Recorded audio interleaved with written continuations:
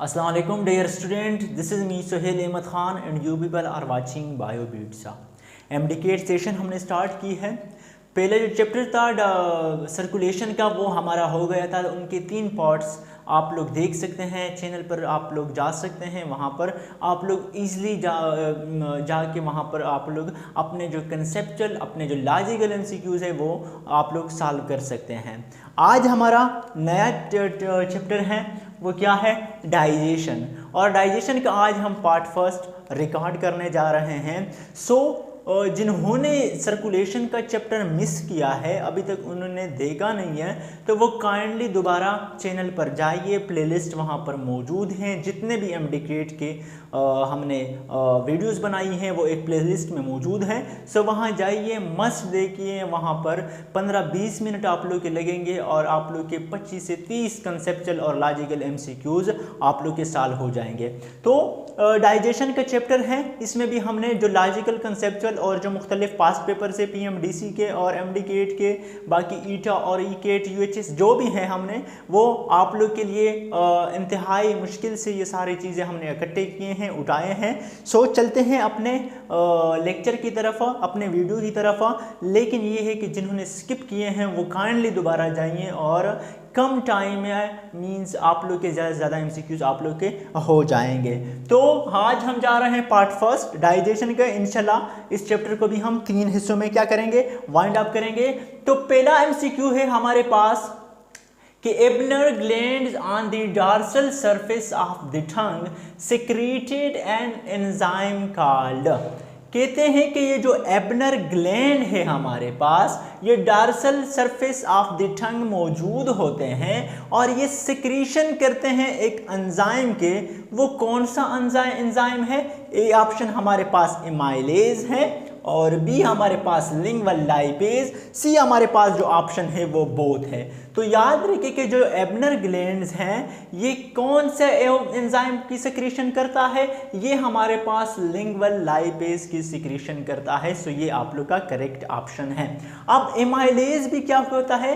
वो भी टंग के का एंजाइम है जो हम क्या कहते हैं, सिलाइवरी एमाइलेज है। जो सिलाइवरा की वो सिक्रीशन करता है वो हमारे पास उस एंजाइम का नाम क्या है, सिलाइवरी एमाइलेज। तो आप लोग के एक एमसीक्यूज में आप लोग के 2 हो गए।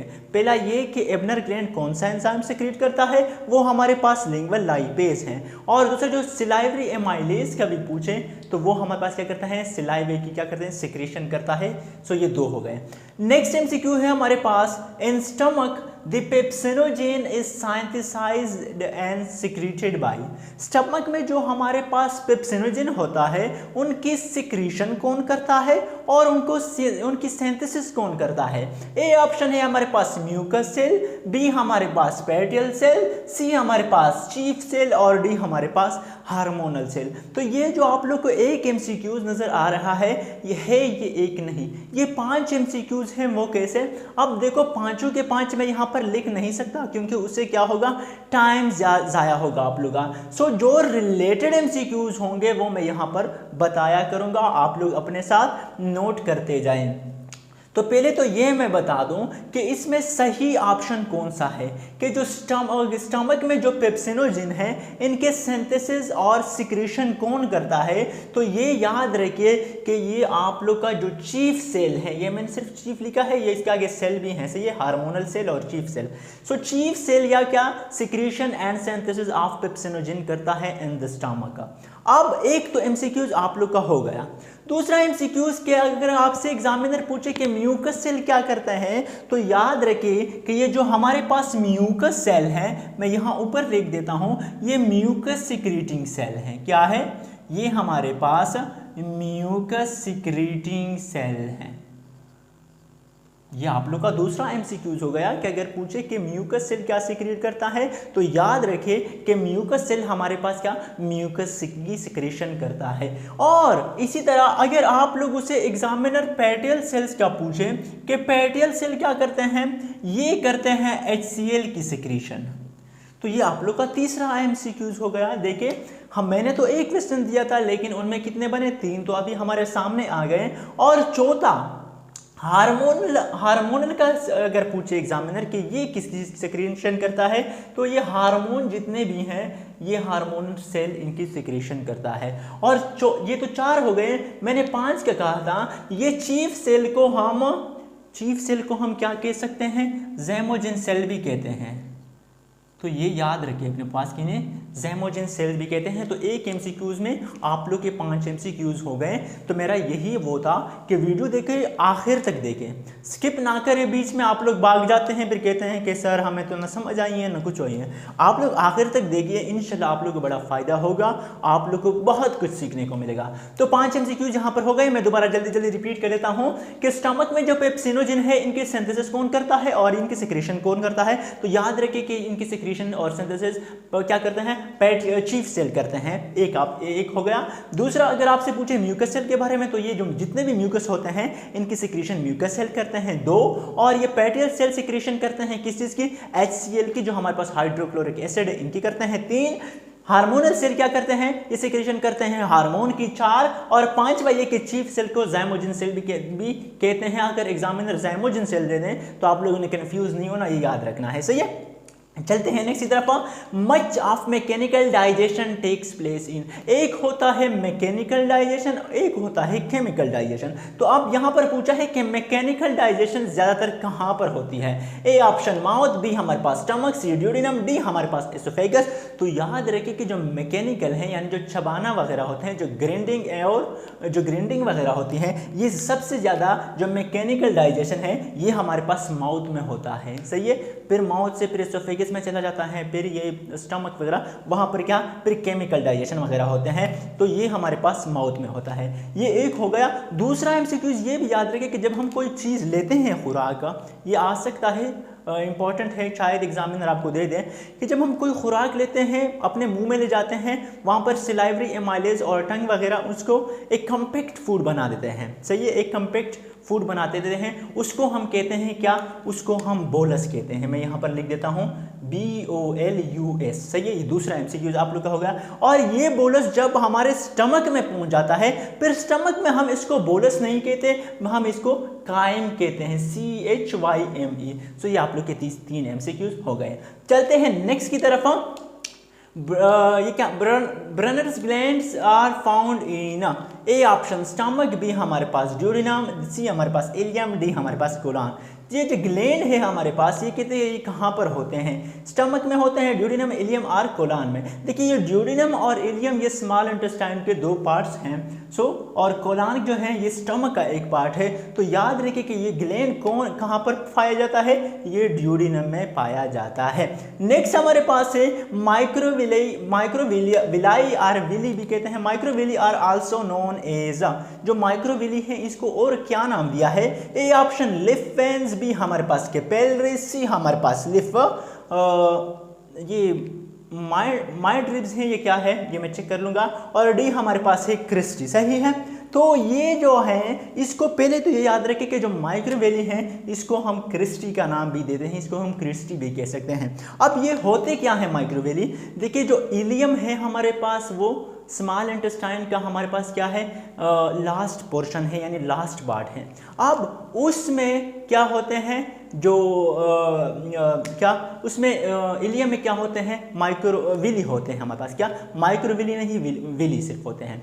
और विलाई या विली आप लोग कह सकते हैं दोनों। तो विलाई जब हम माइक्रोस्कोप के थ्रू देखते हैं तो उनमें हमें माइक्रोविलाई भी नज़र आता है। और इन माइक्रोविलाई का फंक्शन क्या होता है ये याद रखें कि इन जो माइक्रोविलाई हैं इनका फंक्शन होता है न्यूट्रिएंट्स एब्जॉर्प्शन। सही है, ये रोल होता है एब्जॉर्प्शन। सही है, न्यूट्रिएंट्स एब्जॉर्प्शन जो करता है ये माइक्रोविलाई करता है। सही है। सो माइक्रोविलाई को हम क्रिस्टी का नाम भी दे सकते हैं, इसको याद रखें। ये आप लोग की बुक में माइक्रोविली का वो दिया है, लेकिन माइक्रोविली का ये नाम नहीं दिया कि इन्हें क्रिस्टी भी कहते हैं। सो ये भी अपने पास याद रखें। फिर कहते हैं नेक्स्ट है हमारे पास excess glucose is converted into liver, excess of glucose is converted in liver. Excess of glucose is converted in liver into glycogen in response to the hormone. जो excess of glucose होते हैं वो क्या यहाँ पर कहते हैं कि ग्लाइकोजन में कन्वर्ट होते हैं लीवर में, कौन से एंजाइम के रिस्पांस में? ए ऑप्शन है हमारे पास ग्लूकागॉन, बी हमारे पास इंसुलिन, सी हमारे पास टेस्टोस्टेरोन और डी हमारे पास प्रोजेस्टेरोन। तो याद रखें कि अब यहाँ पर फिर आप लोग के 4 एमसीक्यू हैं, 4 नहीं 5, बल्कि एक तो मैंने यहाँ पर दे दिया कि एक्सेस ऑफ ग्लूकोज कन्वर्ट होता है लीवर में इनटू ग्लाइकोजन। सही है, ये आप लोग अपने पास याद रखें कि लीवर में जब ग्लूकोज की तादाद मिकदार ज़्यादा हो जाती है तो वो कहाँ पर कन्वर्ट होती है? वो कन्वर्ट होती है इनटू ग्लाइकोजन। ये आप लोग का एक एमसीक्यूज हो गया।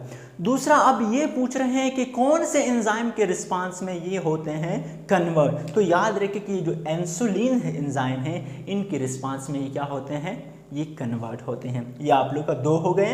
अब ये जो टेस्टोस्टेरोन और प्रोजेस्टेरोन हार्मोन है ये क्या है? तीसरा एमसीक्यूज ये हमारे पास रिप्रोडक्शन के चैप्टर में है। टेस्टोस्टेरोन यानी जो मेल हार्मोन वो है हार्मोन है वो उसे कहते हैं टेस्टोस्टेरोन, जो क्या करता है स्पर्मेटोजेनेसिस वगैरह के लिए यूज़ होता है, उनकी वो करते हैं सिंथेसिस करता है, ये सिक्रीशन करता है।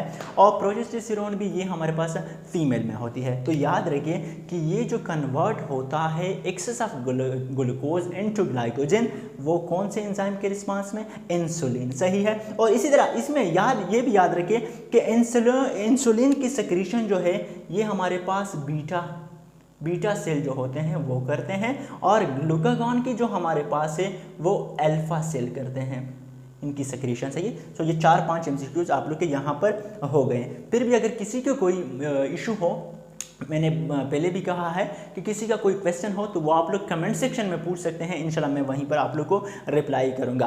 फिर कहते हैं urea formation occur in A option kidney, B spleen, C liver, D हमारे पास लंग। कि ये जो यूरिया फॉर्मेशन है ये कहाँ पर होता है?